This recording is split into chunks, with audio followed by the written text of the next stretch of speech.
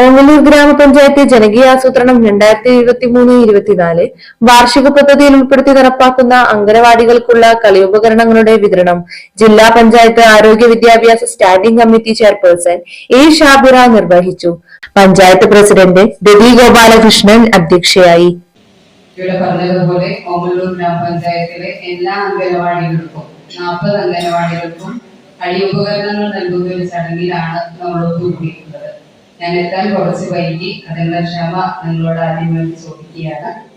നമ്മുടെ അംഗനവാടികൾ എന്ന് പറയുമ്പോൾ നമ്മുടെ കുട്ടികൾ പഠനത്തിലേക്ക് അല്ലെങ്കിൽ സമൂഹത്തിലേക്ക് ആദ്യമായി എത്തുന്ന ഒരു ഇടമാണ്. കുടുംബം എന്നുള്ള സമൂഹത്തിൽ നിന്നും അവർ പുറത്തേക്ക് വരികയും ആദ്യമായി മറ്റുള്ളവരുമായിട്ട് ഇടപഴകാൻ പഠിക്കുകയും ചെയ്യുന്ന ഒരു സ്ഥലത്ത് അവർക്ക് അനുയോജ്യമായ രീതിയിലേക്ക് ഒരുക്കുക എന്നുള്ളത് സമൂഹത്തിന്റെ ഉത്തരവാദിത്തമാണ്. നമ്മുടെ കേരള സർക്കാർ ആണെങ്കിലും വനിതാ ശിശു വികസന വകുപ്പാണെങ്കിലും അംഗനവാടികൾക്ക് വേണ്ടിയിട്ടുള്ള സൗകര്യങ്ങൾ ഒരുക്കുന്നതിന് വേണ്ടിയിട്ടുള്ള പ്രവർത്തനങ്ങൾ ഏറ്റെടുത്ത് നടപ്പാക്കിക്കൊണ്ടിരിക്കുകയാണ്.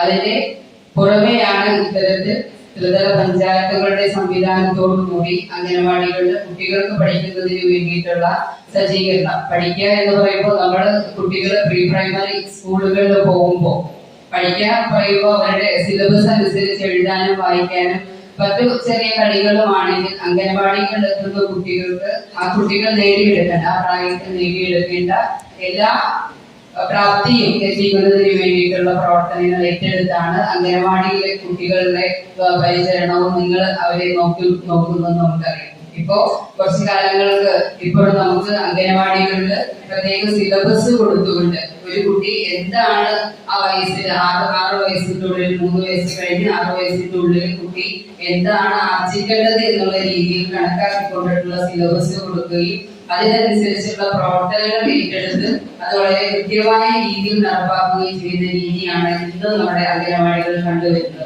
ICDS supervisor Shyamli Vishwan report അവതരിപ്പിച്ചു. സ്പില്ലോവർ പദ്ധതിയായി വെച്ച ഒരു പ്രോജക്റ്റാണ് ഇന്ന് ഈ ദിവസം യാഥാർത്ഥ്യമാകുന്നത്. ശരിക്കും പറഞ്ഞു കഴിഞ്ഞാല് പക്ഷേ പ്രവേശനോത്സവത്തിന് മുൻപ് ഇത് ചെയ്യാൻ സാധിച്ചിരുന്നെങ്കിൽ കുറച്ചുകൂടി വളരെ സന്തോഷം തോന്നുമായിരുന്നു എന്നൊരു ചെറിയ സങ്കടം കൂടി ബാക്കിയുണ്ട്. നമ്മുടെ എല്ലാ 40 അംഗനവാടികളിലും പുതിയ കുറേ കുഞ്ഞുമക്കൾ വന്നിട്ടുണ്ട്.